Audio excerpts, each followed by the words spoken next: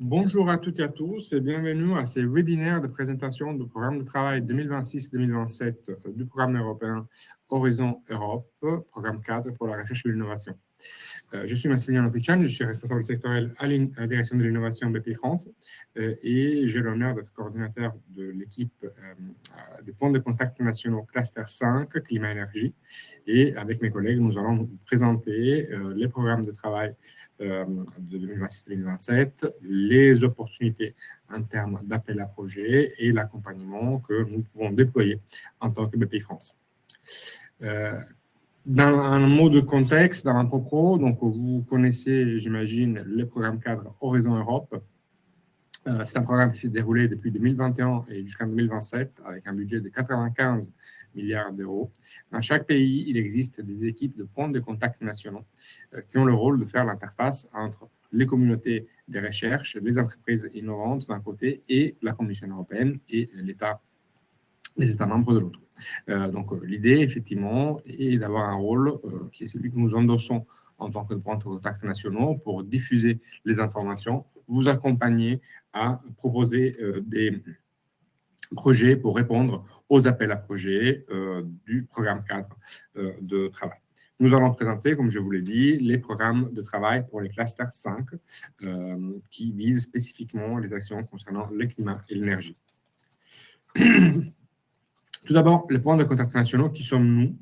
Depuis le 1er juin 2025, BPI France a eu le mandat de la part de l'État français de mettre à disposition ses équipes sectorielles à la direction de filières industrielles pour endosser également le rôle de point de contact nationaux. Nous sommes au sein de la direction de l'innovation de BPI France, plus précisément en charge des appels à projets France 2030. Nous sommes des instructeurs sectoriels avec des profils ingénieurs, docteurs en sciences, tous avec un parcours dans l'industrie, la R&D ou dans la recherche académique. Et en plus de cette activité, nous endossons, comme je viens de le dire, ces rôles de points de contact nationaux. Nous sommes répartis en différents domaines, notamment les domaines écotechnologie, et c'est lui qui est principalement mobilisé sur les clusters 5 climat-énergie. Chacun d'entre nous a une expertise sectorielle dans un domaine spécifique pour France 2030. Cette même expertise est mise à disposition de l'activité des points de contact national pour Horizon Europe. L'équipe point de contact national climat-énergie est la suivante. Donc, moi, j'ai l'honneur d'en être référent, coordinateur. Dans l'équipe, nous avons David Pomonti, qui est notre responsable batterie, à la fois au sein de la maison BPI France, mais aussi en tant que point de contact national Horizon Europe. Karima Beneladj, qui a plutôt en charge le sujet capture, usage, stockage de carbone et biocarburant. Joan Co, qui est responsable sectoriel énergie et qui s'occupe de l'éolienne, de l'hydraulique, de la chaleur industrielle. Sébastien Langer, également responsable sectoriel énergie, plutôt axé sur les aspects photovoltaïques, réseau électrique, ville durable. Et Benjamin Bartier, qui est dans l'équipe industrie et qui s'occupe plus spécifiquement des sujets construction et bâtiment. Mes collègues présenteront au fur et à mesure les topics de leurs compétences qui les concernent. Il est important de vous rappeler que nous avons une adresse mail générique que vous connaissez peut-être déjà, pcn-climat-énergie@bpifrance.fr. N'hésitez pas à nous solliciter. Si on ne vous répond pas, n'hésitez pas à nous relancer si besoin. Et nous vous répondrons et nous vous aiderons, nous accompagnerons dans ces parcours vers les projets européens au mieux. Une présentation générale, donc, Horizon Europe et les clusters 5. Comme vous le savez, les programmes cadres, donc un programme assez articulé sur 3 piliers. Un pilier sciences d'excellence, essentiellement pour la recherche académique et le laboratoire de recherche. Un deuxième pilier, problématique mondiale et compétitivité industrielle européenne. C'est les piliers duquel nous sommes plus spécifiquement en charge dans les cadres du pôle du cluster climat, énergie et mobilité. Et puis un troisième pilier qui vise les conseils européens de l'innovation et d'autres types de financement. Il s'agit d'une volonté de la part de l'Union européenne, que vous connaissez, de renforcer les bases scientifiques et technologiques, stimuler les capacités d'innovation, mais avec une attention importante à la compétitivité, la création d'emplois, mais aussi à répondre aux problématiques mondiales, notamment les développements durables. Dans les cadres du pilier 2, donc compétitivité pour les clusters 5, nous avons des appels à projets avec une approche top-down. Donc, la Commission européenne définit des priorités politiques stratégiques et ces priorités sont ensuite déclinées dans des appels à projets auxquels l'ensemble des acteurs, l'ensemble des pays européens, plus certains États associés, peuvent répondre et apporter des solutions. L'idée est effectivement d'avoir des projets centrés sur des problématiques sociétales, des défis globaux avec des impacts, des options technologiques, mais aussi concernant les sciences humaines et sociales. Donc, ce n'est pas exclu. Il s'agit essentiellement de projets collaboratifs, transdisciplinaires, transsectoriels, transnationaux. C'est très important. Alors, on vous demande de monter des partenariats avec des acteurs d'autres pays européens, normalement au minimum 3 pays européens.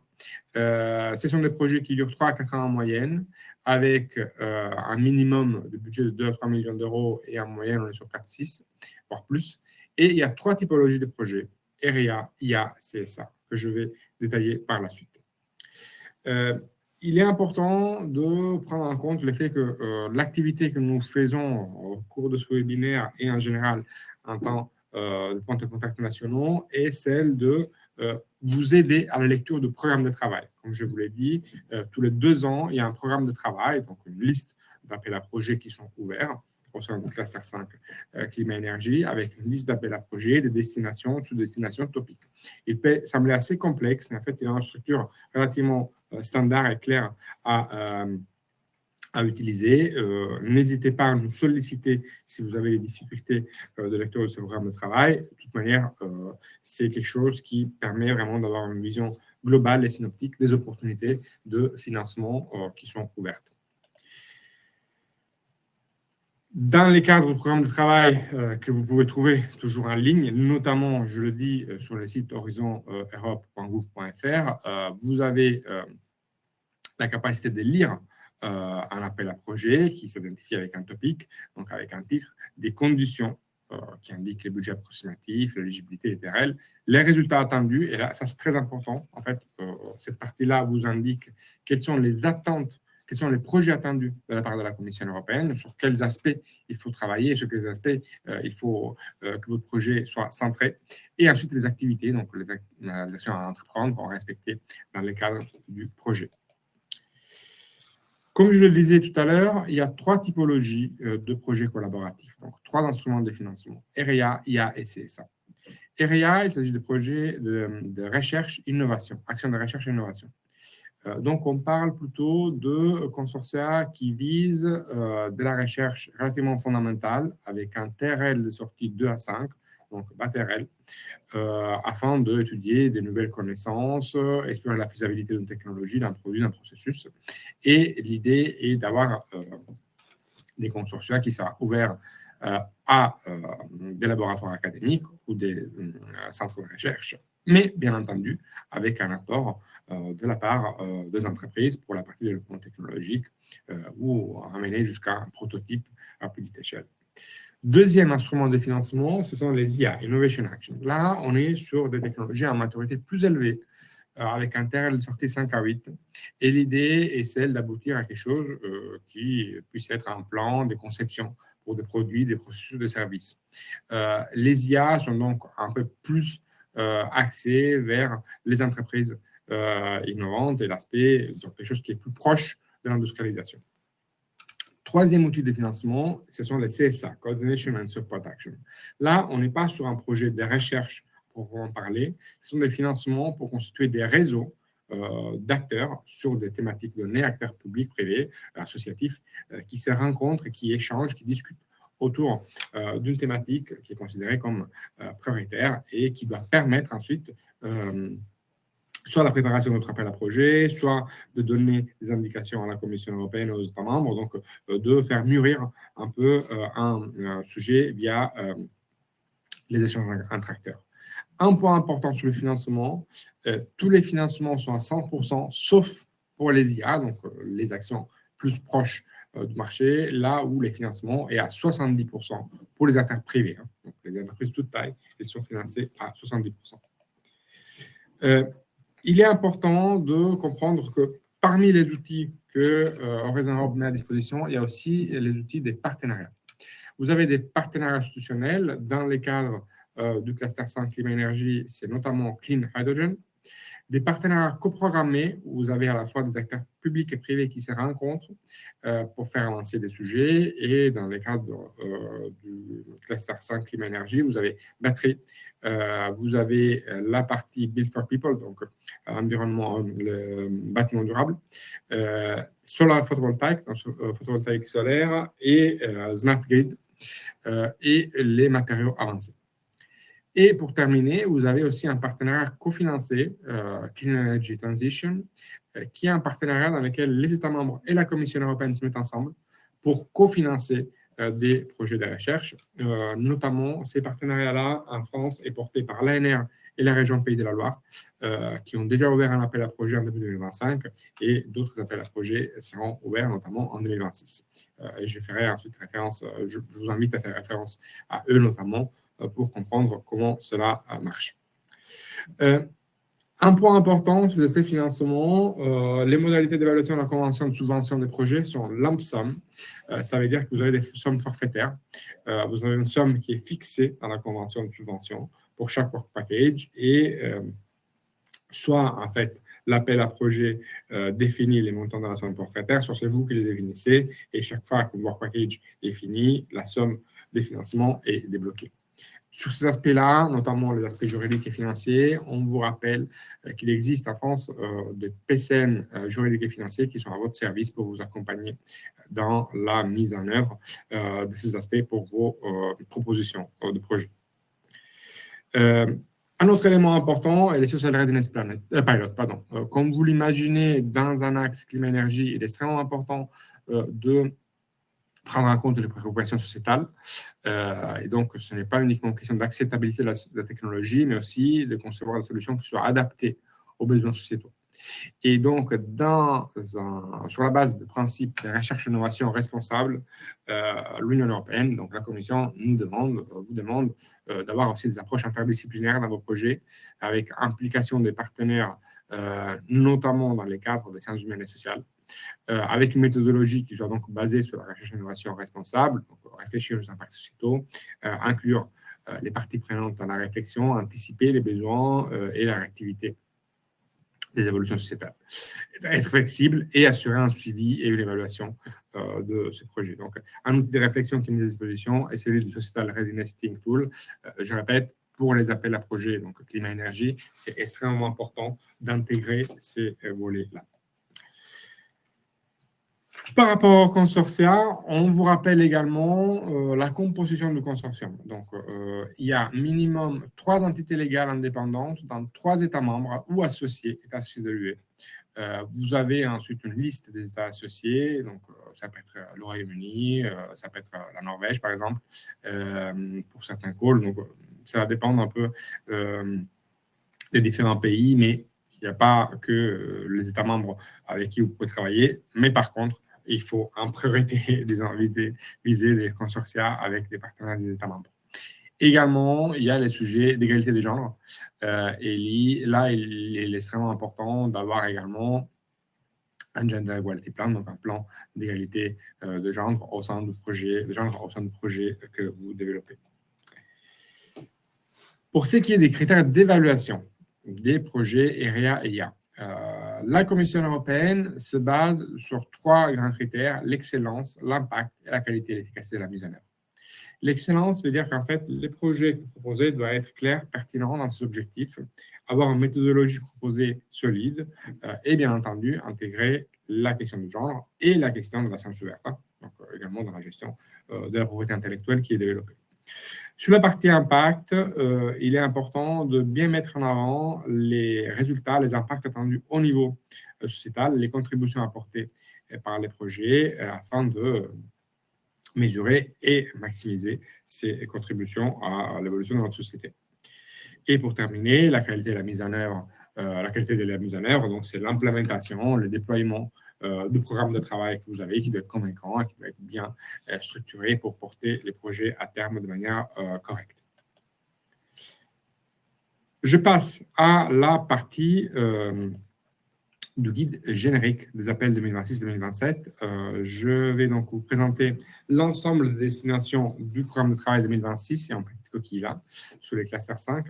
Donc, la première destination, sciences du climat et réponses pour la transformation vers la neutralité climatique. Là, on est dans le domaine climat et essentiellement, on vise les sciences du climat. Notamment, vous le verrez sur les aspects des recherches fondamentales, information, adaptation climatique, avec également un volet, pas que sciences dures, météorologie, mais aussi et sciences de la Terre, mais aussi sciences humaines et sociales. La deuxième destination, solutions intersectorielles pour la transition climatique, là, on est plutôt sur des calls batterie, au moins pour cette édition du programme de travail. La destination 3 vise l'approvisionnement énergétique durable, sûr et compétitif, avec une attention sur les énergies renouvelables, les réseaux électriques, la capture et le stockage de carbone. Et la destination 4, utilisation efficace, durable et inclusive de l'énergie, avec efficacité thermique des bâtiments et construction innovante. Les autres deux destinations font l'objet, en fait, de l'activité des points de contact nationaux sur la partie cluster 5 mobilité. C'est mon collègue Victor Bidou qui est un coordinateur, et un webinaire dédié à ces destinations-là a été fait le 5 décembre dernier. Donc, je vous invite à aller regarder sur notre site web et sur la page LinkedIn du point de contact national mobilité les replays de ce webinaire si vous l'avez raté. Donc, pour regarder un peu de manière large les destinations. La première destination, sciences climatiques et adaptation, 13 topics, 254 millions d'euros. J'irai par la suite dans le détail des topics qui sont ouverts. La deuxième batterie, on n'a que 8 topics, mais on a en face 270 millions d'euros. Donc, vous voyez, on a quand même un poids assez conséquent. La troisième destination, énergie durable, sécurisée et compétitive, a 32 topics, donc un total de 775 millions d'euros sur 3 sous-destinations, 3 volets. Les énergies renouvelables, 478 millions d'euros au total. Et là, cette partie-là, vraiment, balaye l'ensemble des technologies sur le renouvelable. Donc, les photovoltaïques, l'éolienne, la géothermie, l'énergie de la mer. Les biocarburants également. La sous-destination en captage de stockage carbone, un peu plus restreinte, donc que 4 topics et seulement 77 millions d'euros. Et ensuite, les systèmes énergétiques, stockage et réseau, là, on a 11 topics, 220 millions d'euros. Sur ces volets-là, j'attire votre attention sur le fait qu'il y a également une partie IA, donc déploiement d'outils d'intelligence artificielle pour améliorer la gestion des réseaux et les stockages énergétiques. On verra par la suite tous ces topics qui seront présentés par mes collègues dans le détail. Destination 4, usage efficace et durable de l'énergie, 2 volets, bâtiments, 139 millions d'euros. Et là, on est vraiment sur de la rénovation énergétique, de l'amélioration de l'efficacité énergétique des bâtiments. Et un dernier volet solaire industriel avec un montant relativement restreint, 32 millions d'euros pour des solutions de valorisation solaire industrielle et conversion de chaleur en électricité. Donc, dans le détail, je vous présenterai d'abord la destination 1 et ensuite je passerai la main à mes collègues pour les destinations suivantes. Destination 1, comme je vous le disais, on vise les sciences du climat avec des appels à projets de monitoring du climat, les aspects, quelque chose, un call qui vise l'évolution du climat en Afrique et les connaissances sur la Terre et les politiques climatiques. Ces 3 premiers calls-là, ce sont des calls qui sont tous des RIA, donc des calls de recherche fondamentale, et qui clôturent le 15 avril prochain. Donc, si vous êtes intéressé, il faut vraiment se mobiliser rapidement pour répondre à ces topics-là. Les autres calls qui restent, donc compréhension avancée et modélisation d'événements extrêmes, climat, paléoclimate, donc climat dans le passé, compréhension des sources de carbone et puits de carbone dans l'océan et scénario de nouvelle génération pour la transition. Là, on a également 4 topics qui sont essentiellement des topics de recherche fondamentale, donc avec une mobilisation de laboratoires des sciences de la Terre, notamment, des sciences dures, mais qui peuvent bien entendu embarquer aussi des laboratoires de sciences humaines et sociales, notamment pour tout ce qui est impact de ces modélisations et description des politiques qui peuvent en suivre.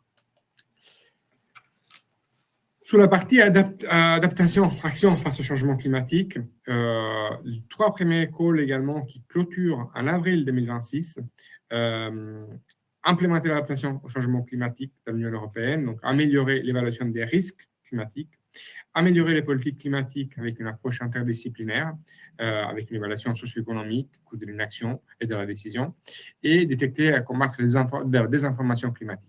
Là, l'intérêt, disons, l'axe est posé un peu plus vers l'intégration de laboratoires des sciences humaines et sociales, mais aussi, quand on parle d'évaluation des risques et des coûts de l'inaction, sur d'autres acteurs qui peuvent être des acteurs privés, des assurances, par exemple, ou des entreprises, des cabinets, des conseils, des bureaux d'études qui se penchent sur ce sujet-là. Là aussi, je vous rappelle, si vous souhaitez vous mobiliser, il faut le faire rapidement.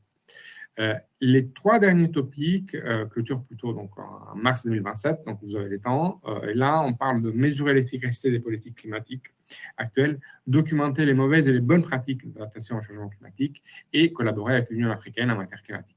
Là, on a bien entendu un volet modélisation, mais aussi un volet de politique publique pour lesquels des laboratoires qui travaillent ou de centres de recherche qui travaillent sur ce sujet peuvent également être mobilisés. Je passe la main à David Pomonti, qui est notre référent batterie sur la destination 2. Oui, merci Massimiliano. Bonjour à tous. Effectivement, les batteries, comme Massimiliano vous l'a dit, c'est une technologie absolument incontournable pour la transition énergétique, donc notamment pour décarboner les transports, mais aussi pour leur contribution pour le stockage stationnaire pour les réseaux électriques. Sur le plan de travail 2026-2027, on a 8 appels à projets qui ont été identifiés. Vous allez voir, il y en a 4 en 2026 et 4 en 2027, donc c'est assez bien réparti d'un point de vue temporel. Alors, la planche que vous avez sous les yeux, elle rappelle les appels à projets qu'on a classifiés un petit peu comme répondant aux enjeux de développement et de production de cellules et de batteries électrochimiques. Les 2 premiers appels à projets, c'est ceux-là que je pense qu'il faut regarder en priorité parce qu'ils ont des dates de relève 2026, en septembre et octobre, donc il y a encore un petit peu de temps. Donc le premier, on est vraiment sur un appel à projet sur des nouveaux matériaux pour les futures générations, notamment sodium et éventuellement lithium-ion futures générations. Donc voilà, c'est un appel à projet BATRL, vraiment développer les matériaux d'électrodes pour les futures générations de batteries. Et le deuxième appel à projet, alors lui qui est plus à un niveau de maturité plus élevé, puisque là on est sur des TRL un peu plus importants, c'est de focaliser les travaux sur des systèmes de batterie, donc jusqu'à l'échelle du pack, pour des applications haute performance pour la mobilité. Donc il y a évidemment la mobilité terrestre qui est ciblée, il y a également éventuellement un volet sur l'aérien. Donc voilà, 2 appels à projets de développement de cellules en 2026. Et ensuite, il y a 3 appels à projets qui viendront un peu plus tard, qui ciblent des productions durables pour des batteries, on va dire, à bas coût, également des enjeux de réseau et de stockage stationnaire. De toute façon, on est à votre disposition pour répondre à l'ensemble des questions sur ces appels à projets.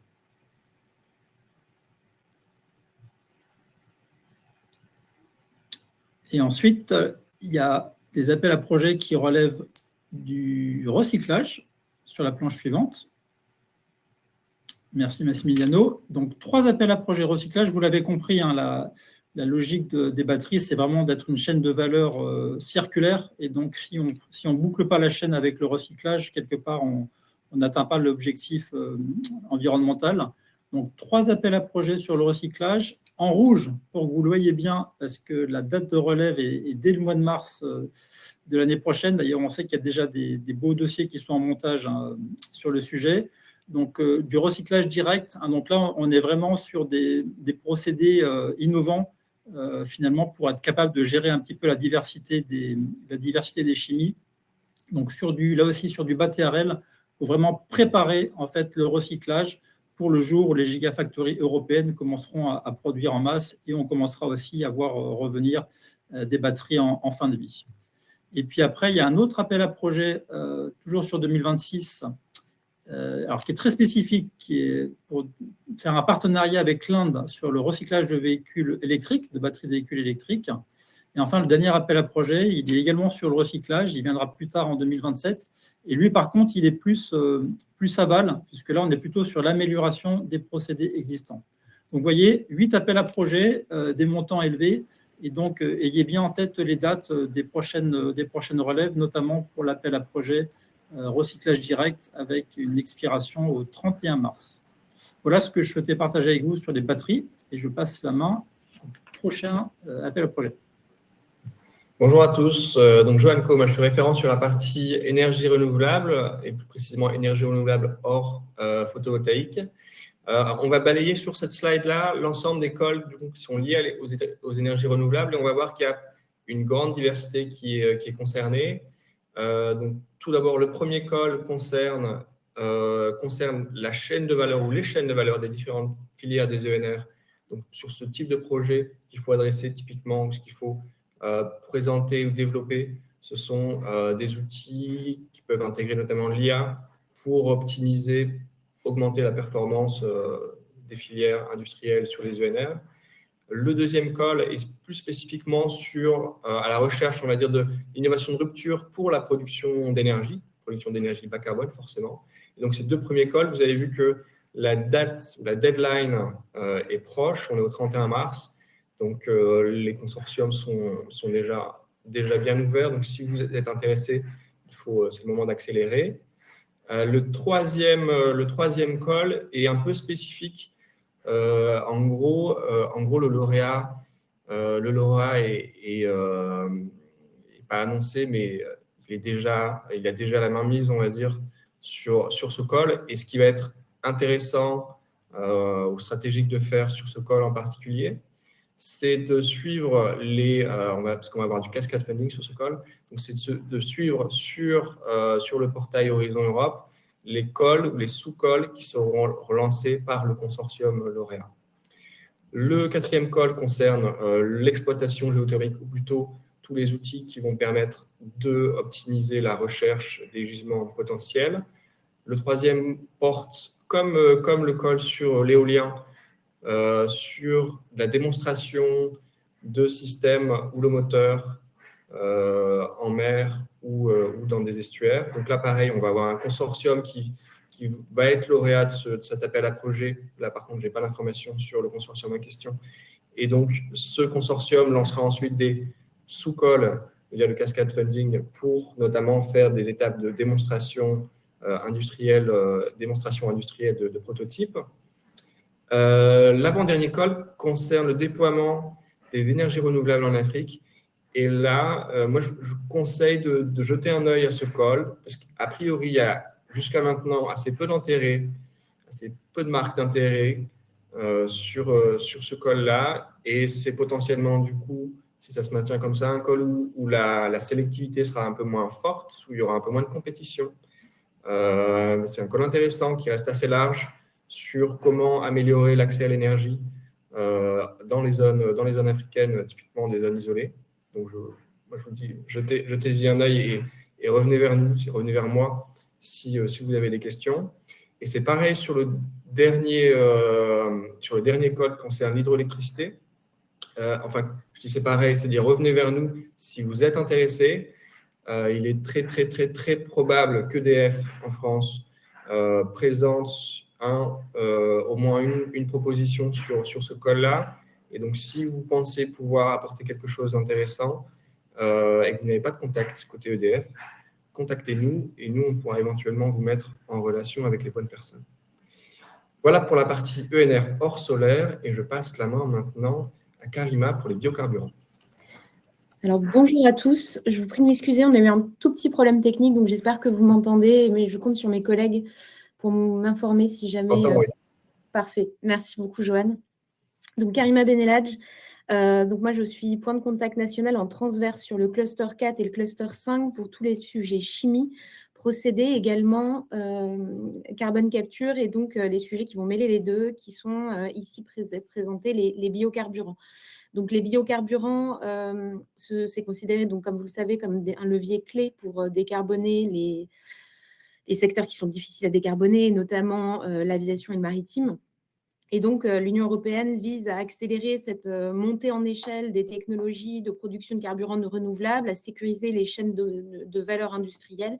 Et cette volonté, vous la retrouvez au travers de ces 3 calls.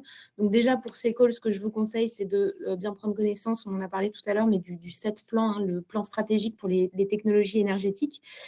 Et ce que vous pouvez également faire pour les biocarburants, c'est de consulter le site de l'ETIP, en français, bioénergie, donc European Technology and Innovation Platform. C'est un consortium européen sur la bioénergie, les biocarburants, qui comporte pas mal de ressources avec des rapports, des webinaires, des feuilles de route technologiques, etc. Et puis, nous sommes évidemment à votre disposition. Donc, si on regarde les calls qui sont présentés ici, on a 2 calls un petit peu particuliers. Le premier, c'est un PCP, donc c'est l'achat public pré-commercial, c'est un mécanisme d'achat public qui va permettre à plusieurs acheteurs publics européens de mutualiser leurs besoins. Donc, les entreprises ne sont pas directement habilitées à candidater, mais si le projet est sélectionné, il y aura des appels d'offres par la suite. Donc, ce call, c'est vraiment de démontrer la viabilité industrielle et économique des technologies de carburant renouvelables hors hydrogène. Le second call, c'est également un call un peu particulier puisque c'est un call co-fund. Donc, c'est la Commission européenne qui va venir abonder financièrement des programmes nationaux, régionaux ou interrégionaux sur la thématique ciblée.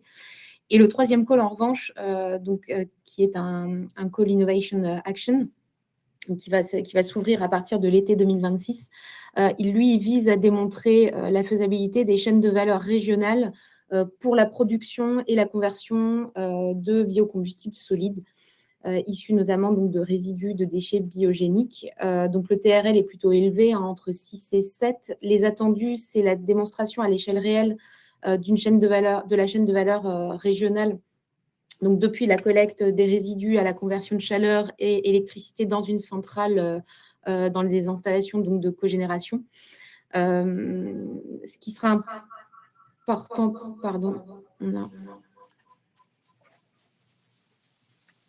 j'ai un tout petit problème, merci. Pardon, j'avais un tout petit problème de micro. Donc, je vous invite à consulter ce call, bien de regarder les détails qui sont indiqués parce qu'il y aura pas mal de sélectivité.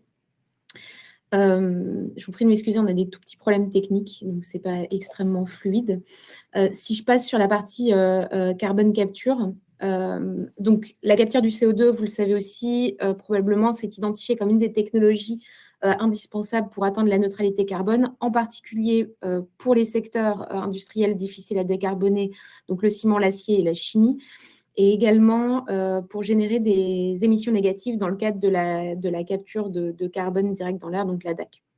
Donc, la Commission européenne, elle vise à accélérer le déploiement de la capture carbone, de l'utilisation du stockage à grande échelle, de développer des infrastructures de transport et de stockage, soutenir l'innovation sur la capture, l'utilisation, et également à renforcer l'acceptabilité sociale qui est assez importante. Et ça, c'est ces ambitions qu'on va retrouver dans ces nouveaux calls d'Horizon Europe pour les années 2026-2027. À noter qu'à l'image du décollage des projets CCUS en France, et on ne peut que s'en réjouir, on observe globalement un très, très grand engouement pour ces calls. Donc, il y a énormément de sélectivité. Je ne peux que vous recommander d'être extrêmement attentif à la lecture des calls, de reprendre les mots utilisés dans les calls sur vos projets. En sus, en plus, ça c'est pour votre information, pour cette filière CCUS, élimination du carbone, on retrouve également des calls sur le cluster 4 et sur le cluster 6, également dans des calls transverses, le Clean Industrial Deal dont Johan vous parlera tout à l'heure. Donc, si vous êtes perdu un petit peu, si vous avez des questions, n'hésitez pas à me solliciter, on regardera ensemble comment y répondre au mieux. Et si besoin, on peut lancer des appels, notamment à la Commission européenne. Donc, rapidement, sur ces 4 calls qui sont présentés ici, le premier call, c'est un Innovation Action. Encore une fois, la date vous a été mise en rouge parce qu'elle clôture bientôt, fin mars 2026. Donc, ce premier call, il vise à développer, à tester des sites de stockage géologique dans des aquifères salins profonds afin de lever des verrous techniques réglementaires et d'accélérer la mise à disposition de ces capacités de stockage. Donc, forcément, il doit y avoir tous les projets qui seront présentés doivent inclure des tests d'injection. Hein, et donc, le but, c'est vraiment de pouvoir identifier, de caractériser des sites. Le second call, donc le call 32, là, l'idée, c'est de préparer et de planifier les clusters industriels carbone capture, utilisation, stockage, et très important en intégrant la dimension sociétale, donc l'acceptabilité, le dialogue avec les parties prenantes, les modèles économiques, etc. L'idée, donc, c'est bien sûr de démontrer la faisabilité de ces clusters multi-émetteurs, ce qui va être compliqué, et d'optimiser la symbiose industrielle. Ici encore, on est sur un Innovation Action. Le troisième call, donc, c'est un CSA, pardon. Ça vise à soutenir la mise en œuvre du cadre réglementaire européen pour les infrastructures de transport et de stockage du CO2. Donc, il s'agit ici d'analyser des modèles économiques, de planifier, d'organiser la planification transfrontalière, d'harmoniser, de parler d'harmonisation technique, etc. Donc, il y a un seul projet attendu pour ce budget de 5 millions. Et le dernier, donc le call le call 30, donc Advancement in Direct Air Capture. L'idée, donc, c'est de cibler le développement, la démonstration de solutions de capture directe de CO2 dans l'air, avec un accent, bien sûr, sur les verrous du moment, les verrous actuels sur la DAC, la réduction des coûts, l'amélioration de la performance des matériaux, la flexibilité d'utilisation avec les énergies renouvelables. On est sur un call Innovation Action, donc on doit atteindre un DTRL relativement élevé.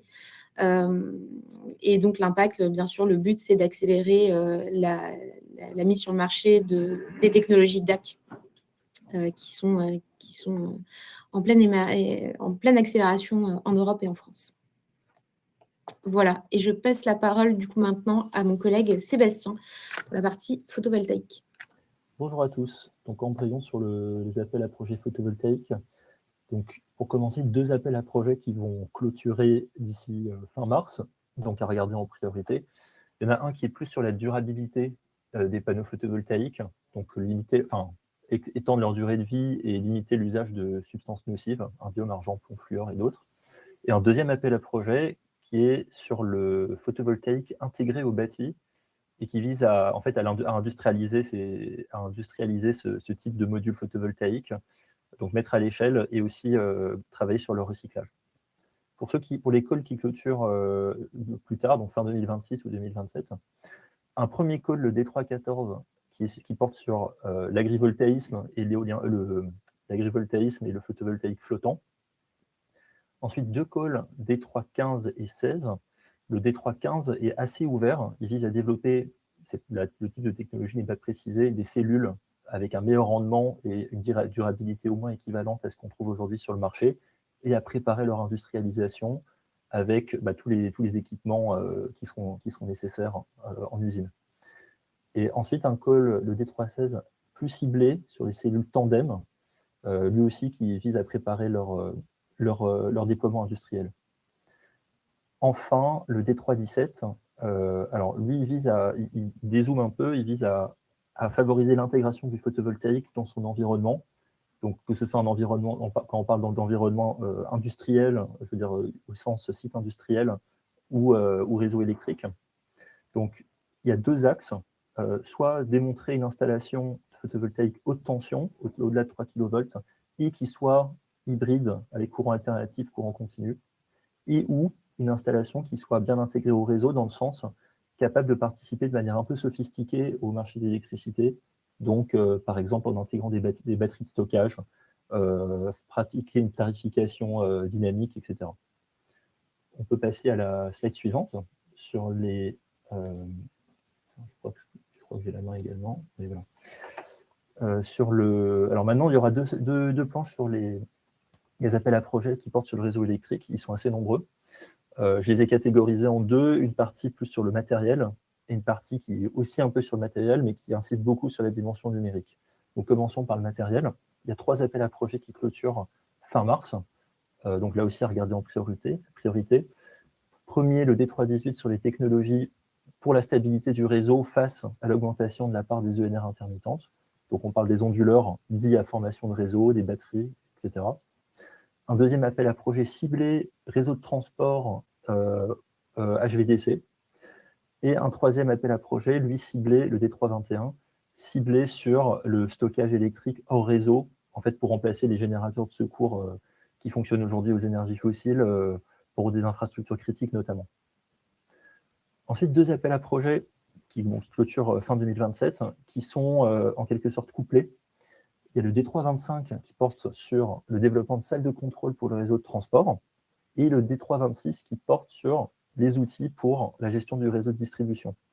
Et ce qui est recommandé dans chacun de ces appels à projets, c'est que le projet candidat soit couplé en quelque sorte, et des liens collaborent avec un projet candidat à l'autre appel à projet.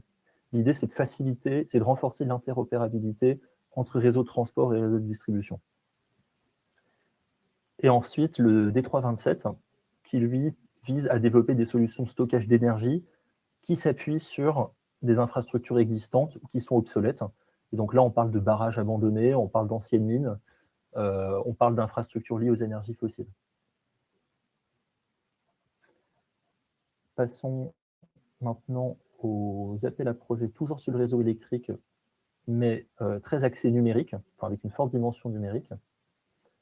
Un premier, le D320, alors deux qui clôturent en mars 2020, fin mars 2026, le D320 et le D322. Le D320, il vise à mettre en œuvre une solution de stockage d'électricité et qui soit opérée de façon assez automatique avec des outils qui mobilisent l'IA et qui mobilisent un jumeau numérique. Et ensuite, l'appel à projet D322, qui lui vise à mettre en place des outils de machine learning, d'intelligence artificielle, qui permettent de faciliter les prévisions, la flexibilité, les flux bidirectionnels d'électricité, et notamment pour rendre plus actifs les consommateurs sur le réseau électrique. Ensuite, pour les appels à projets qui clôturent dans plus longtemps, on en a un qui est assez généraliste, qui vise à développer des modèles de fondation IA pour diverses applications de réseau. Et là, ça peut être assez large, ça peut être pour la planification du réseau, pour la maintenance prédictive, pour la gestion de la charge-décharge des véhicules électriques. Un appel à projet, le D324, qui vise à reprendre les résultats issus de précédents projets Horizon Europe ou Digital Europe et à les démontrer à grande échelle sur le réseau. Et enfin, une action de coordination qui vise à construire un écosystème européen de partage des bonnes pratiques sur toute la chaîne de valeur, depuis électrique, depuis la production jusqu'à la consommation. Voilà, pour ce qui était du réseau électrique, je passe maintenant la main à Benjamin pour la partie construction.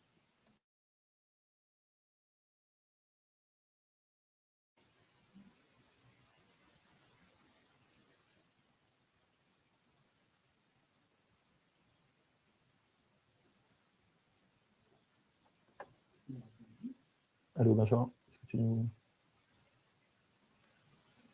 Ça y est, j'avais un petit problème de micro, décidément c'est récurrent aujourd'hui. Donc bonjour à tous. Aujourd'hui, je vais vous présenter donc la destination 4, Efficient, Sustainable and Inclusive Energy Use dans le bâtiment. Donc nous allons voir comment est-ce que la Commission souhaite transformer en profondeur le secteur du bâtiment pour atteindre la neutralité carbone en 2050. Donc pour cela, plusieurs stratégies ont été identifiées par la Commission. Donc, premièrement, étudier les comportements humains en lien avec les dépenses énergétiques pour rendre les solutions intelligentes, agréables à utiliser pour tous. Le deuxième topic, sera plutôt orienté vers rendre la rénovation des immeubles moins chère, moins énergivore, moins longue, moins polluante. Troisièmement, développer des plateformes d'information, des outils d'analyse et de certification pour l'empreinte carbone des bâtiments. Le quatrième topic concerne plutôt les facteurs déterminants qui permettent d'augmenter la rénovation des HLM. Améliorer la rénovation, que ce soit en diminuant la consommation des ressources, en améliorant l'exécution des chantiers, en développant notamment la robotique et l'automatisation des tâches répétitives afin de diminuer le temps passé sur site et les émissions de gaz à effet de serre. Le dernier topic, lui, concerne les stratégies circulaires, notamment plutôt sur l'allongement de la durée de vie, la valorisation et le recyclage, en termes de consommation de ressources, d'émissions, de gaz à effet de serre toujours. Et dans tous les cas, nous avons sur ces 6 topics donc des propositions qui devront apporter des solutions technologiques et socio-économiques visant la neutralité carbone et la diminution des pollutions. Donc vous avez plusieurs, il faudra que vous puissiez utiliser plusieurs solutions techniques existantes et à développer, notamment les plateformes intégrées de monitoring pour le pilotage de l'énergie et la planification territoriale bas carbone. Vous pouvez également mettre en avant les solutions d'optimisation multi-énergie, que ce soit électrique ou thermique, et les capteurs IoT qui permettent d'atteindre ces solutions. Déployer des prototypes robotiques collaboratifs sur chantier. On est bien sur une des utilisations in situ, notamment sur toutes les tâches pénibles, redondantes et sans valeur ajoutée, telles que on peut citer le désossage, les travaux d'isolation thermique des bâtiments, la manutention. Donc, toutes ces tâches, toutes ces solutions robotiques à mettre en place, faudra veiller à rendre les interfaces homme-machine ergonomiques pour gagner en temps d'exécution et diminuer les coûts de chantier, notamment du fait de la raréfaction de l'emploi. Donc, c'est le manque de main-d'œuvre qualifiée. Utiliser des solutions de matériaux bas carbone et améliorer donc tout ce qui va être analyse de cycle de vie du bâtiment et les solutions en bout de chaîne telles que le réemploi des matériaux de déconstruction et le recyclage.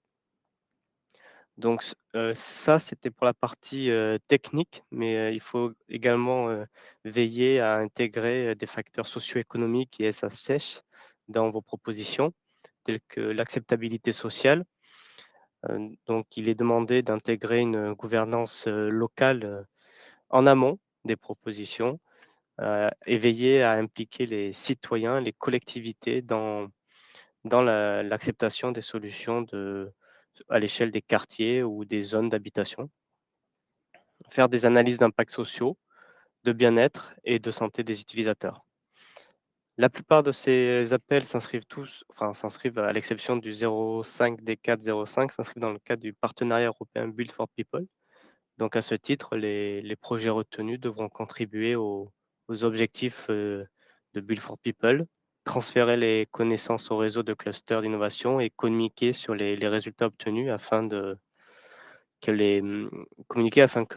permettre le suivi des indicateurs de performance.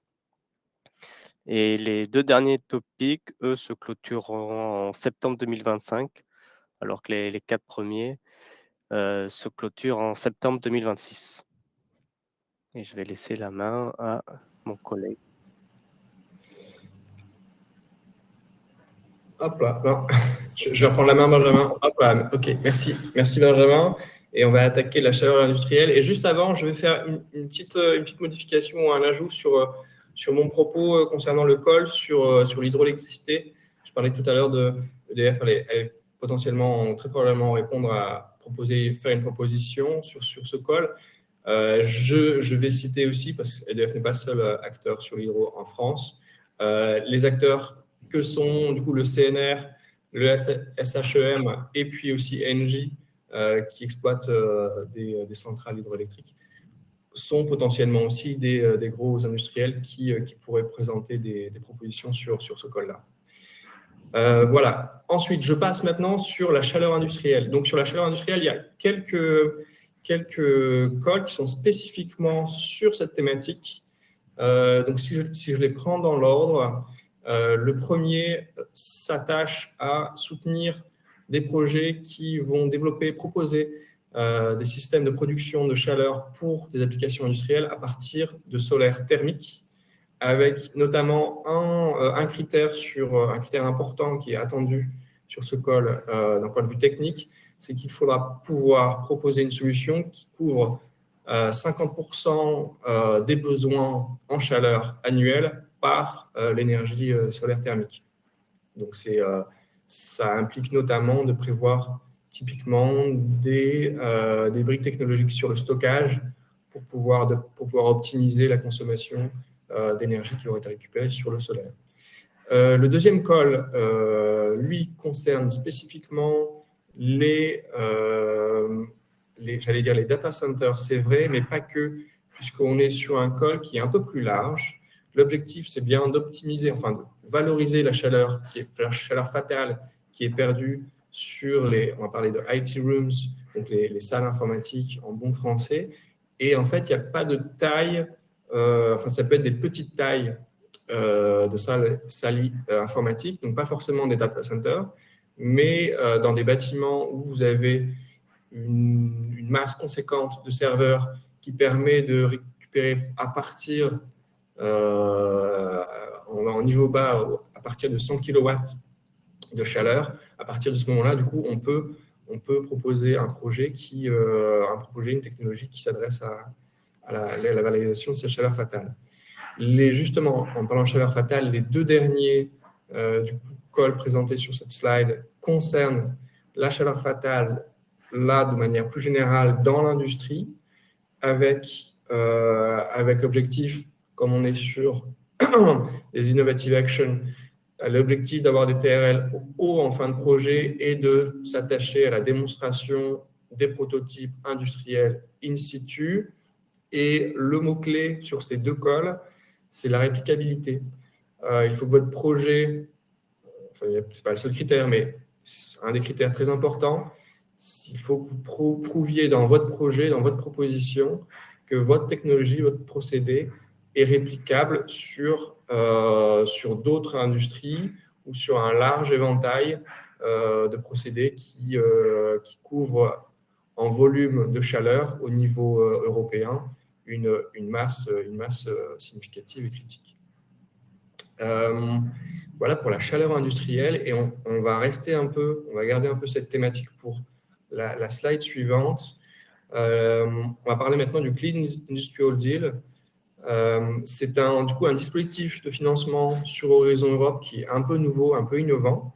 Là, l'objectif, c'est d'essayer de répondre au rapport Draghi sur notamment l'innovation et la compétitivité en déployant, vous allez voir, c'est 2 fois 2 calls. Donc, c'est un nombre de calls très limité pour un budget très conséquent, lui. On parle de 540 millions d'euros répartis sur les 2 prochaines années, avec comme objectif de déployer ou de financer le déploiement de technologies innovantes pour décarboner l'industrie, si je fais une grosse synthèse.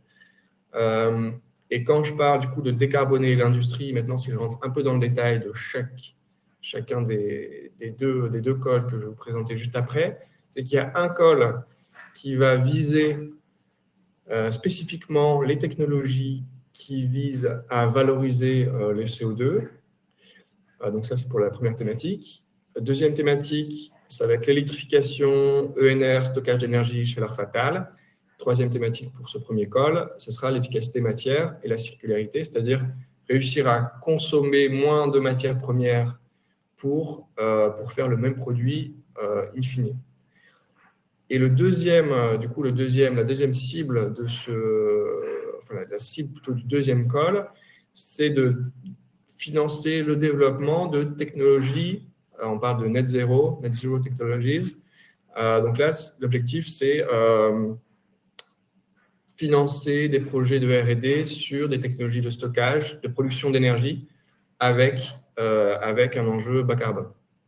Donc, si je rentre maintenant un peu dans le détail de chacun ces 2 calls, donc là, vous en voyez 4, mais encore une fois, en fait, il n'y en a que 2 puisque les 4 correspondent juste à 2 fenêtres temporelles différentes.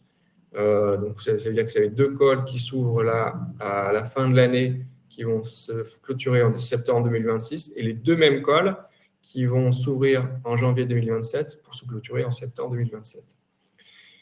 Et donc, comme je le disais en introduction, on est sur des montants de budget qui sont conséquents. L'objectif de la Commission européenne, c'est de financer 8 projets sur chaque col, avec des montants entre 15 et 20 millions d'euros pour chacun.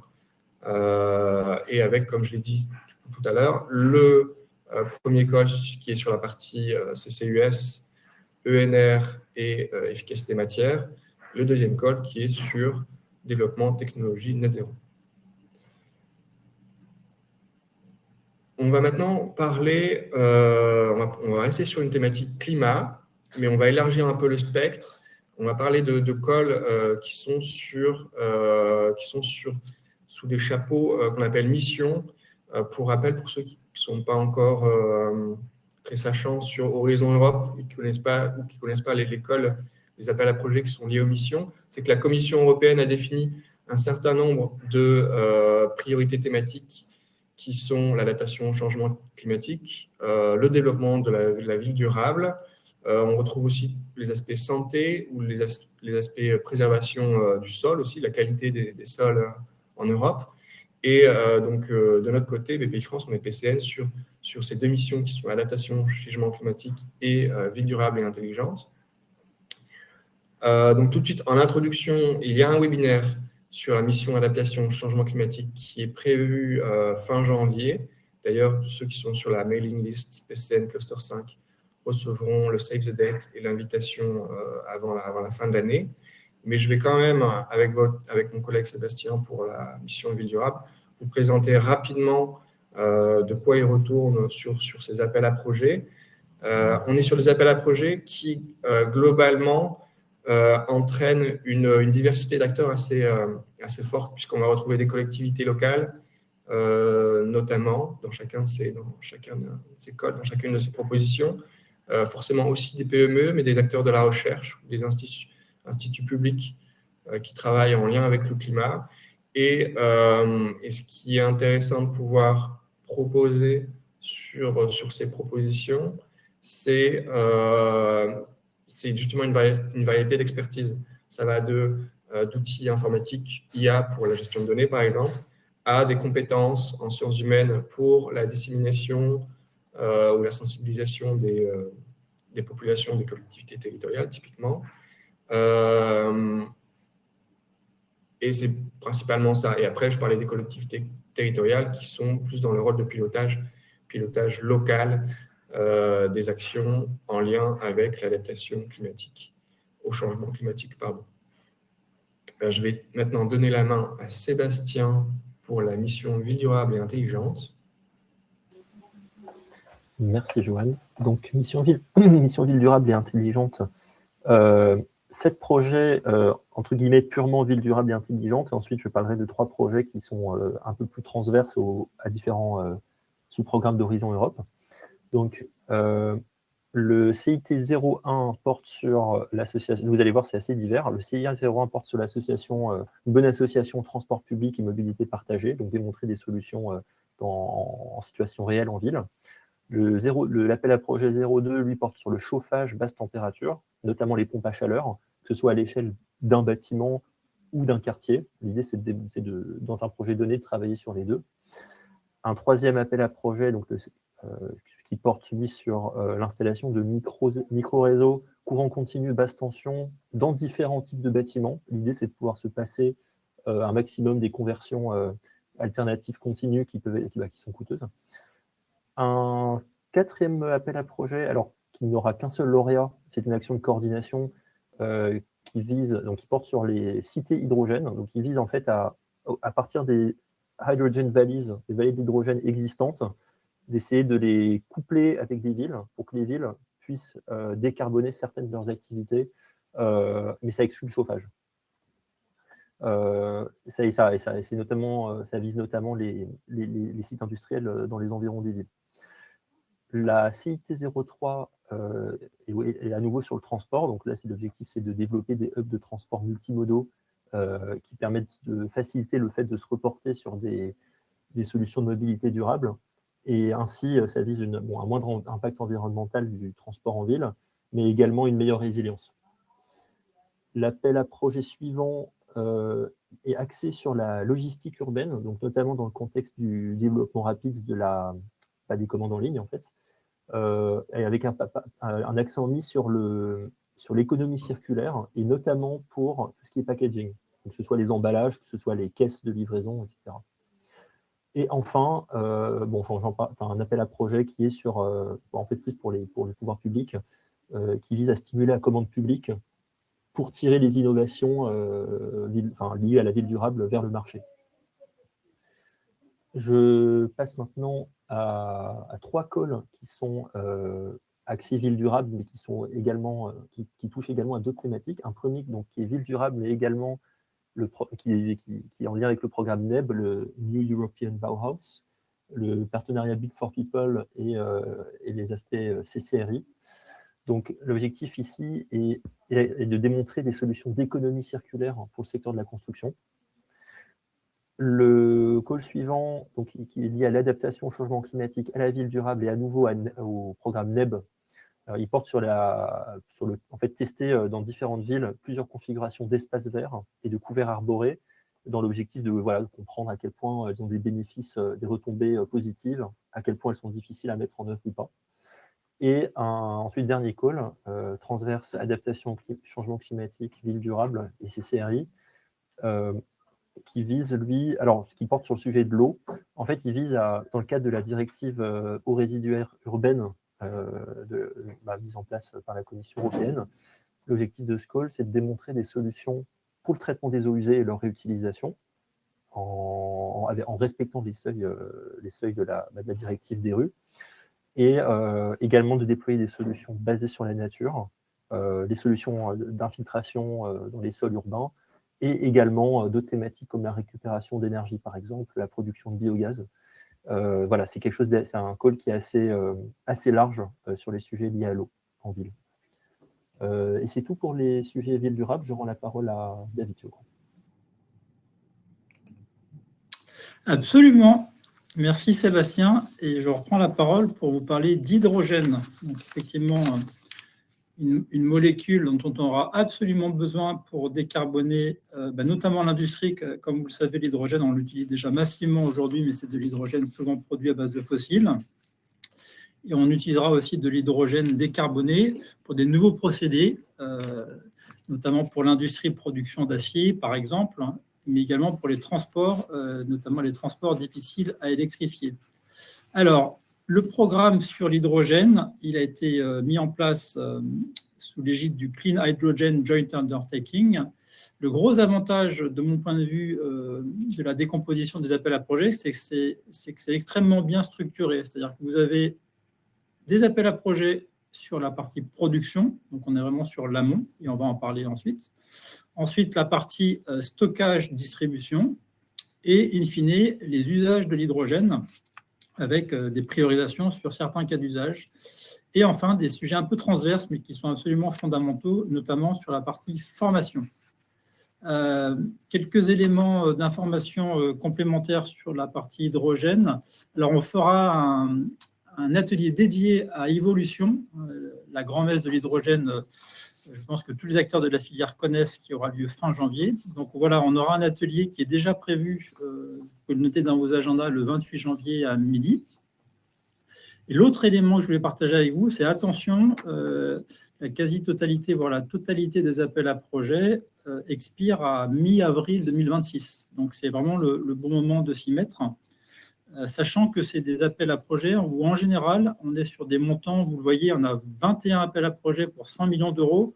Donc on est sur en moyenne 4 à 5 millions d'euros par appel à projet. Donc en fait, ça va être très sélectif. Et il y aura en général un dossier qui sera retenu sur chacune des thématiques, et avec, sauf peut-être pour les vallées hydrogène, avec 2 dossiers. Donc voilà, ça me paraissait important de planter le panorama. Maintenant, si on rentre un petit peu dans le détail des appels à projets, donc on démarre par la production. Vous voyez, c'est ce que je disais, toutes les dates sont en rouge parce que c'est bien mi-avril. Je ne vais pas forcément détailler l'ensemble des appels à projets aujourd'hui. Encore une fois, tout est disponible et on pourra en reparler éventuellement en janvier, où vous pouvez nous poser des questions, bien évidemment.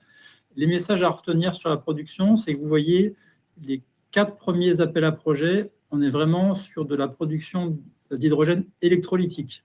Donc, ça peut être de comment rendre les procédés, les électrolyseurs moins sensibles à la qualité de l'eau, Il y a un volet également de produire des gros sites de production pour baisser les coûts fixes et donc baisser le LCOH.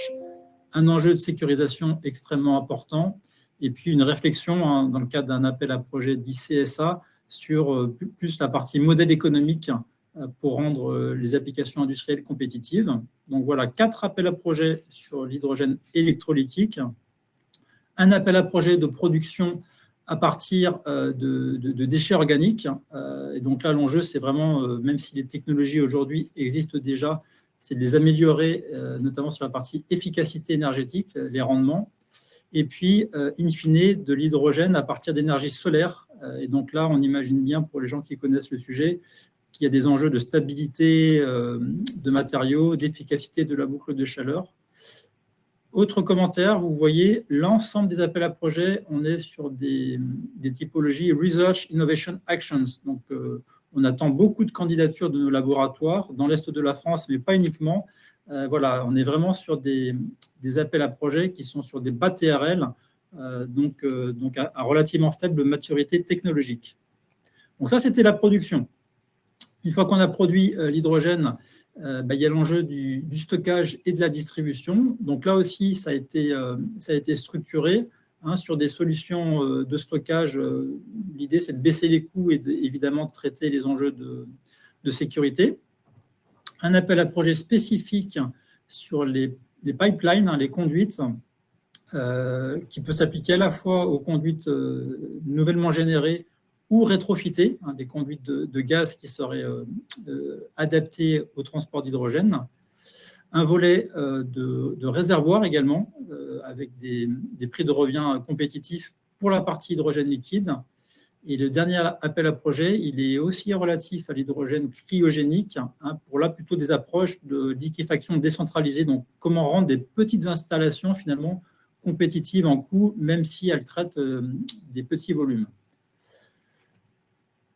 Et in fine, une fois qu'on a produit, transporté, en général compressé ou liquéfié l'hydrogène, c'est comment on l'utilise. Donc là, vous voyez, il y a 7 appels à projets. 7 appels à projets, et ce n'est pas un scoop, les 7 appels à projets liés au cas d'usage, il y en a 4 sur le transport. Donc c'est un peu ce que je disais en introduction, c'est les cas d'usage finalement non électrifiables où l'hydrogène peut avoir une pertinence.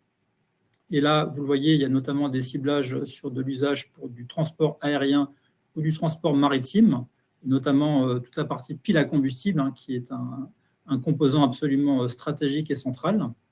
Et puis également des appels à projets, pas pour le transport, mais plutôt pour des sujets de réseau d'énergie, de chaleur, donc des applications plus industrielles. Et là, le même message que précédemment, il y a quand même une prépondérance d'appels à projets RIA. Donc là aussi, on est sur des bas TRL et donc potentiellement gros financement possible pour nos laboratoires ou nos acteurs non académiques qui travaillent vraiment sur ces sujets bas TRL. Problématique transversale, c'est bien de parler de la technologie, c'est absolument indispensable, mais il ne faut pas négliger des sujets qui, si on ne les traite pas, finalement, la filière peut être gênée. Donc là, vous avez 4 appels à projets sur des sujets, notamment de CSA, sur plutôt de l'accès à de la base de données, donc du partage d'informations sur l'ensemble du cycle de vie de l'hydrogène. Donc là, c'est vraiment pour aider à mettre en valeur et à simuler le bilan et l'empreinte de l'hydrogène.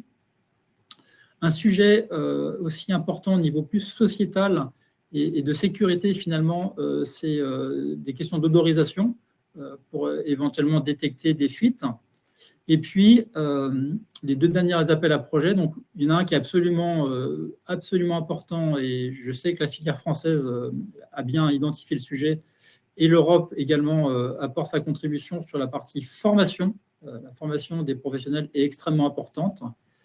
Et enfin, et ça, je pense que c'est une reconduction avec quelques ajustements, mais que ça existait déjà dans le plan de travail de l'année dernière ou des années précédentes, il y aura aussi 2 appels à projets sur des vallées hydrogènes. Il y a quand même tout un enjeu sur l'hydrogène d'essayer de le consommer, de l'utiliser au plus près de la production, et donc là, de réfléchir plutôt en termes d'écosystème, où je produis et j'utilise mon hydrogène sur des cas d'usage très localisés et régionalisés. Donc voilà, un beau programme, c'est relativement bien structuré de mon point de vue.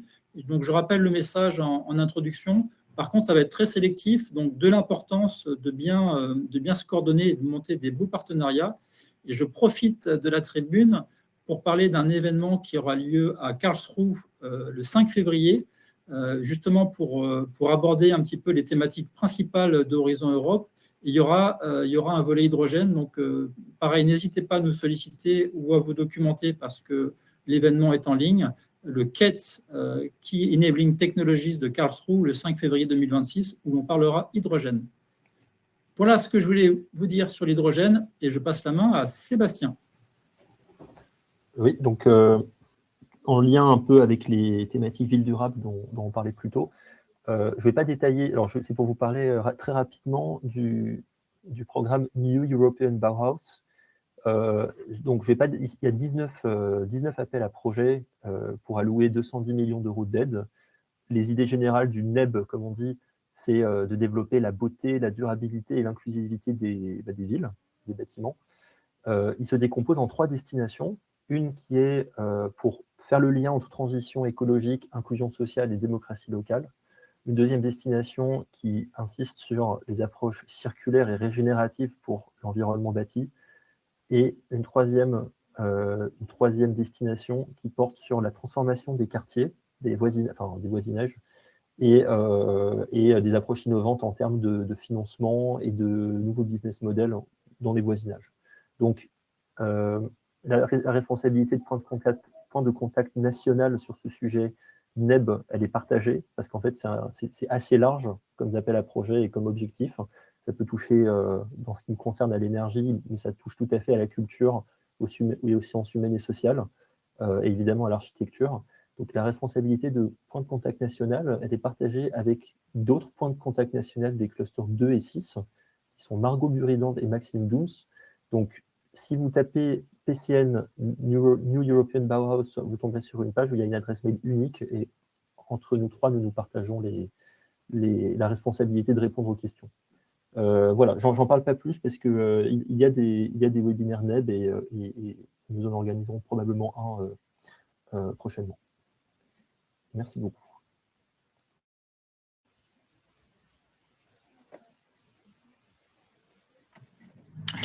Merci beaucoup.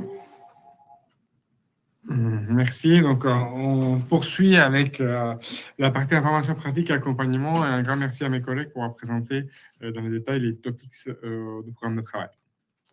Donc, déjà, les sites de référence que vous connaissez peut-être, les sites Horizon Europe de la Commission européenne, les portails des financements et des appels d'offres, EU Funding Intended Portal, qui est le plus important également pour déposer le dossier, les sites Horizon Europe français, horizoneurope.gouv.fr, des sites qui répertorient, un site qui répertorie les projets déjà financés, Cordis Europe. Quelqu'un dit qu'on n'entend pas. Est-ce que mes collègues, vous m'entendez? Oui, on t'entend. Je considère que vous m'entendez. OK, parfait, merci beaucoup. Les sites de recherche des partenaires Cluster 5 Greenet, c'est une CSA qui rassemble l'ensemble des points de contact nationaux dans différents pays européens sous l'aspect climat-énergie. Donc, c'est une ressource extrêmement importante pour tisser des liens avec d'autres acteurs en Europe. Et l'info des Européens de Cluster 5, vous avez des replays et présentations disponibles. Comment identifier des partenaires pour les appels à projet climat-énergie? Vous avez votre réseau, bien entendu. Vous pouvez sélectionner les participants au projet déjà financé sur le site cordiseuropa.eu. Vous avez également les membres des partenariats domaine énergie-climat qui peuvent être sollicités, et vous avez les portails de participants dans lesquels vous allez pouvoir chercher des partenaires avec qui vous souhaitez travailler sur la technologie qui vous est propre. On attire l'attention sur l'existence de l'entreprise Europe Network. C'est un réseau sur base régionale en France et dans d'autres pays européens d'entreprises, petites et moyennes entreprises, qui sont tournées vers l'Europe. Et donc, on vous sollicite à aller vers les référents au niveau régional de ces réseaux chez vous pour voir un peu quelles opportunités existent pour avoir un premier noyau, disons, français en vue de la constitution d'un projet européen. Les cabinets de conseil, nous les avons rencontrés, ils sont également mobilisés, l'association française des cabinets de conseil, pour vous accompagner dans la préparation des dossiers. Notre contact, vous le connaissez déjà, PCN Climat Énergie, @bbfrance.fr, et également Greenet, comme on vous l'a dit, il permet de montrer des partenaires en Europe. Quand on répond à un appel à projet européen, on doit faire un partenariat, un consortium avec des partenaires étrangers. Et donc, pour cela, Bpifrance met à disposition depuis plusieurs années un DIAG, Partenariat technologique international. C'est un dispositif qui vous permet d'accompagner, qui permet d'être accompagné, un accompagnement personnalisé pour des startups, des PME, des entreprises innovantes qui sont en France et qui souhaitent justement monter un consortium avec d'autres acteurs internationaux, notamment sur les aspects préparation du partenariat, rédaction de dépôt de dossier de candidature, négociation de l'accord de consortium et assistance juridique. Donc, bien entendu, quand on travaille avec des partenaires étrangers, il faut quand même s'assurer que les montages soient corrects et que la gestion de la propriété intellectuelle qui est développée soit pertinente.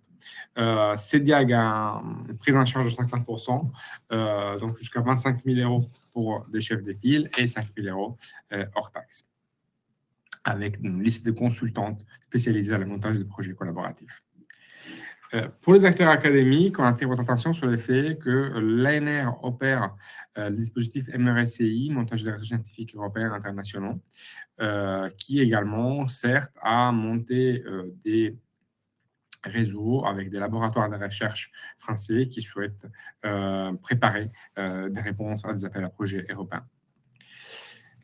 Dernière information extrêmement importante, le 22 janvier prochain, nous animons la première édition de l'événement Booster votre candidature Horizon Europe avec Bpifrance. Donc, l'ensemble des PCN Cluster 4 et 5 de Bpifrance, nous nous mettons à disposition pour échanger avec les porteurs de projets en vue de votre candidature aux appels à projets en cours. Donc, l'idée est, venez, rejoignez-nous, inscrivez-vous.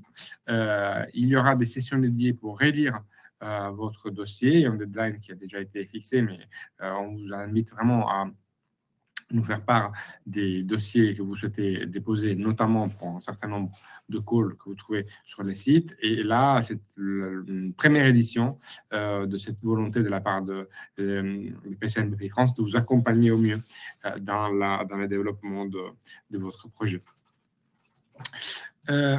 Pourquoi participer à un projet européen? C'est important de le rappeler, on aurait dû peut-être dire au départ, c'est un moyen d'accroître la visibilité de votre entreprise.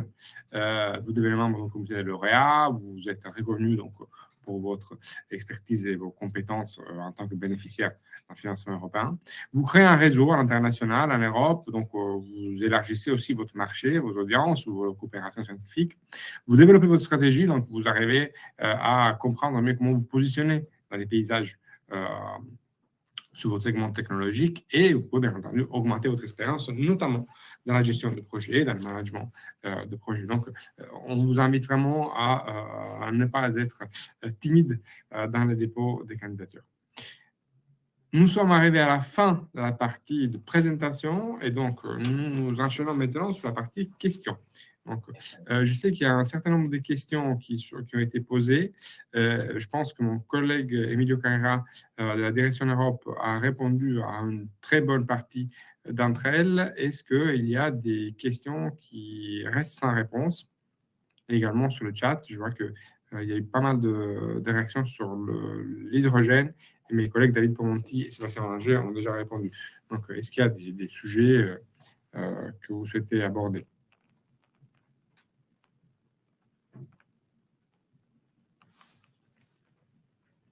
Bonjour à tous, merci pour l'introduction. Emilio, on ne t'entend pas. Est-ce que vous m'entendez? Ouais, on t'entend, Emilio. Très bien, merci beaucoup, merci à tous pour la présentation. On a recopié les questions, on a deux types de questions généralistes. On va focaliser en première ligne cela. Et est-ce que les sujets abordés doivent être des zéros, c'est-à-dire des projets qui sortent from the scratch, ou bien on est capable de rédiger les entreprises vers les projets qui sont en cours? Deux types d'approches. Est-ce que on conseille plutôt d'aller chercher directement? Je crois qu'une partie de la réponse était sur comment trouver les partenariats, se positionner face aux projets qui vont ressortir. Peut-être s'aligner vers quel type de service vous pouvez donner en tant que PCN au-delà du fait d'informer. Merci. Oui, alors, il est toujours utile de se confronter. C'est la première fois que vous déposez un dossier. Il est bien d'avoir des partenaires qui ont déjà une expérience. Donc, vous adressez à des anciens lauréats qui, effectivement, peuvent avoir déjà des projets en cours et pour lesquels vous pouvez commencer à construire. Après, comment dire, ça dépend aussi de votre expérience et de votre connaissance du sujet. Construire un projet de zéro, c'est tout à fait possible. Ce n'est pas, il n'y a aucune, comment dire, il y a aucun critère qui demande des antécédents pour passer les appels à projets. Voilà. Donc, si vous vous sentez de le faire, si vous avez les bons partenaires et si vous estimez le projet pertinent, vous pouvez le construire de zéro. Sinon, effectivement, se tourner vers des autres partenaires qui ont déjà une expérience est positif. Comme on vous l'a dit, vous pouvez regarder sur le site Cordis pour voir un peu quelles sont les entreprises qui ont déjà été lauréates afin d'identifier des partenaires pertinents et qui ont déjà de l'expertise là-dessus. Merci, merci. Et point important, mesurez bien les TRL de démarrage, c'est-à-dire que RIA, on commence à 3, IA, on commence à 5, donc partenaire brique technologique doit être bien corrélé à cela.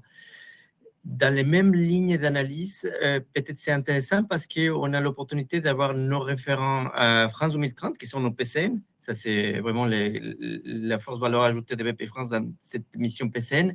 Il y a une question que je trouve importante à expliquer. Et la différence entre les AAP, Horizon Europe, Cluster 4-5 et la façon de fonctionner côté France 2030, parce que la question dit, est-ce qu'on a une évaluation tout ou rien, ou il y a des phases d'ajustement, itération avant la sélection finale. Ça, c'est quelque chose de très particulier, très différent. Expliquer aussi ces phases-là, dépôt et réception des résultats. Oui, alors, effectivement, pour France 2030, vous avez l'habitude d'avoir après une instruction approfondie qui permet un échange avec les porteurs. Pour le Call Horizon Europe, j'ai plutôt tendance à vous dire, vu le nombre de dossiers qui sont déposés et vu une exigence d'avoir des notations très, très élevées, il est important que le projet soit bon du premier coup, en fait. Parce que la concurrence est très forte, parce que souvent on voit des dossiers même très bien notés qui finalement ne sont pas retenus. Donc, cette possibilité de rattrapage en cours de route qu'on a en France 2030, parce que le process est fait comme ça, elle est un peu moins évidente du côté Horizon Europe.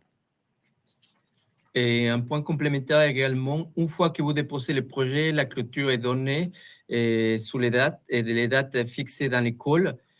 L'évaluation passe dans un période de 5-8 mois, la moyenne européenne, et à la fin, vous recevez un Evaluation Summary Report, un ESR, dans lequel les 3 critères sont évalués, et excellence, impact, implémentation, et vous allez pouvoir analyser les choses améliorées. Donc, il y a aussi ça comme valeur positive de votre participation. La question des soutiens d'un partenariat déjà en place pour candidater à un AP, je pense que c'est un consortium. Je pense que la réponse était donnée par Massimiliano au départ. Je vous propose de passer maintenant aux questions liées au call. Je vais commencer par celle pour David. David, il y a la question sur Production Battery Grade Materials for Electrodes through Sustainable Processing, c'est l'école C9D2.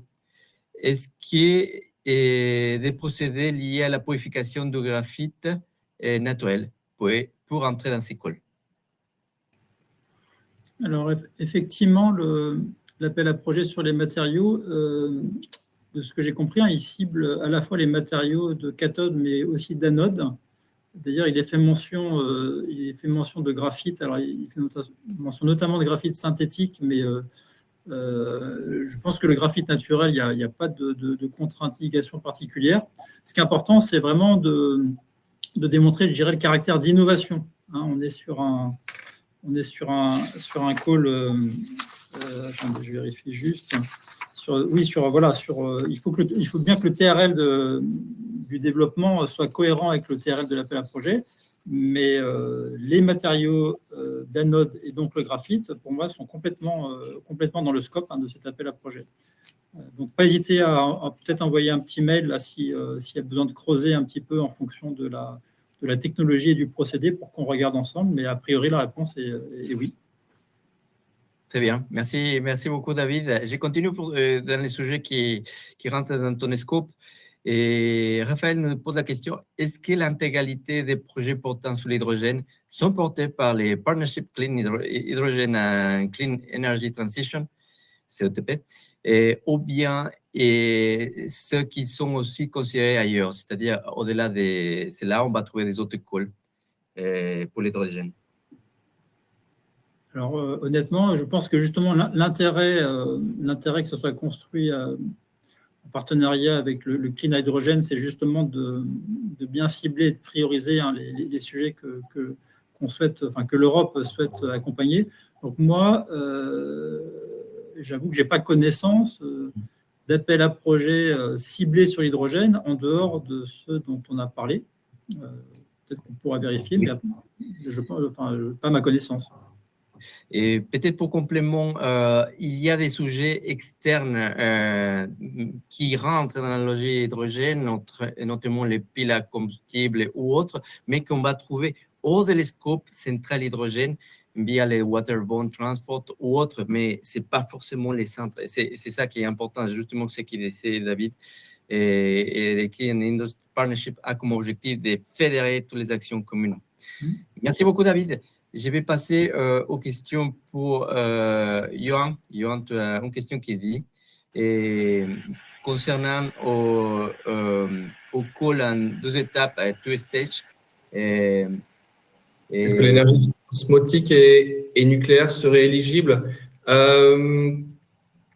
Du coup, déjà une première réponse, je me fais le relais d'une première réponse de la part de la Commission européenne des policy officers qu'on entend sur le nucléaire, c'est que souvent on nous renvoie au programme Euratom, qui est un programme d'Horizon Europe spécifique pour le nucléaire. Donc ça, c'est un premier point. Cependant, si je prends spécifiquement le D302, il n'y a pas d'exclusion spécifique sur le nucléaire et l'énergie osmotique non plus. Puisque par contre on exclut spécifiquement, enfin de manière très, très claire, par exemple les piles à combustible, l'hydrogène et puis les batteries. Donc à partir de ça, on pourrait se dire pourquoi pas, mais en même temps, je vous invite à lire le texte complet du call, qui d'ailleurs, d'après ce qu'on me dit dans l'oreillette, vient d'être publié publiquement, officiellement par la Commission européenne aujourd'hui. Donc, vous avez la version finale qui est disponible sur le site d'Horizon Europe. Et dans le scope qui est proposé sur ce COP, Vinciane, je vois difficilement le nucléaire, sauf si on arrive à le coupler potentiellement à une autre énergie renouvelable. Donc, on peut en discuter spécifiquement sur ce sujet une fois que vous aurez bien pris connaissance du texte. Voilà, du coup, ma réponse, c'est une réponse de Normand, ni oui ni non, mais il faut faire attention à ce que vous allez proposer. Enfin, bien s'assurer en amont, mais vous avez raison de poser les questions que ce que vous proposez rentre dans le scope. Et l'énergie osmotique, pareil, à la lecture du texte du call, moi, je ne vois pas d'exclusion. Toujours est-il, tel que moi, je comprends l'objet du call, c'est de proposer quelque chose qui soit potentiellement hybride avec d'autres énergies renouvelables. Donc voilà pour la première question pour. Je profite pour compléter un point important à tout le public et que Massimiliano connaît, énergie nucléaire et ressources marines. C'est pas accepté pour la Commission européenne et justement, je me souviens d'avoir entendu ça dans un autre call. Il faut l'exclure aussi. L'énergie nucléaire pour la partie marine. Pour le cluster 5, il n'y a pas de call spécifique sur l'énergie nucléaire. Pour le cluster 5 sur l'énergie. Par contre, sur la partie mobilité, il existe un call spécifique sur la propulsion nucléaire pour des applications de transport maritime. C'est une CSA, donc c'est juste un consortium d'acteurs qui souhaitent travailler sur des possibilités de propulsion navale par l'énergie nucléaire. Donc, on n'est pas sur des projets de développement technologique, on est juste sur un rassemblement d'acteurs autour du sujet, pour explorer les sujets. Merci Massimiliano, merci Johan. Continuez dans la même ligne, Johan. Ils nous disent sur les calls. 303. Oui, 303, justement, la question est, et tout l'a clarifié, justement, en Wind. Clarifier mon propos. En gros,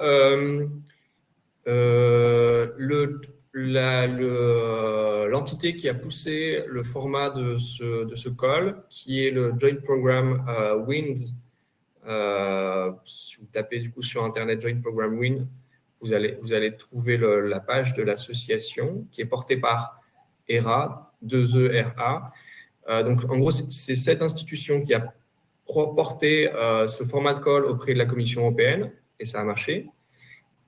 Cette institution regroupe beaucoup de membres qui travaillent, du coup, comme porte le nom de l'institution, sur l'énergie éolienne.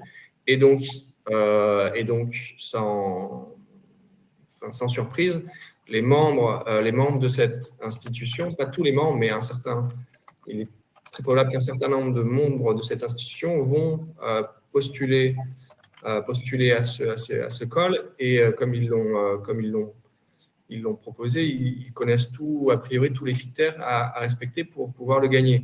Donc, je ne vous dis pas de ne pas proposer de proposal. Par contre, si vous souhaitez vous engager sur ce call, il faut à minima entrer en contact avec ce syndicat, enfin cette institution. Donc, peut-être que je vais l'écrire juste après dans la discussion, comme ça vous aurez le texte. Rentrer en contact avec cette institution afin de pouvoir présenter, maximiser vos chances de réussite sur ce call. Voilà ce que je peux dire en gros. Merci, Johan. Maintenant. Je crois est-ce qu'il nous reste encore des questions? Je pense qu'on a épluché toutes les questions, on a récupéré toutes les questions de l'onglet questions. Qu'est-ce qui nous reste seulement vous remercier? Merci beaucoup. Peut-être les conclusions, Massimiliano, toute l'équipe, merci beaucoup pour… Tout à fait. Merci beaucoup pour votre attention. Donc, encore une fois, l'équipe PCN nous reste à votre disposition. N'hésitez pas à nous solliciter et à ressolliciter si vous voyez qu'on ne répond pas. En 2026, donc, nous sommes mobilisés déjà pour booster votre candidature lors du 22 janvier et pour, encore une fois, nous aussi monter en compétences et vous accompagner pour avoir davantage de retours de financement de la part de l'Union européenne pour vos projets. Donc, merci beaucoup. Nous restons en contact. Merci à vous. Au revoir. Au revoir. Bonne journée à tous. Merci à tous et bonne journée.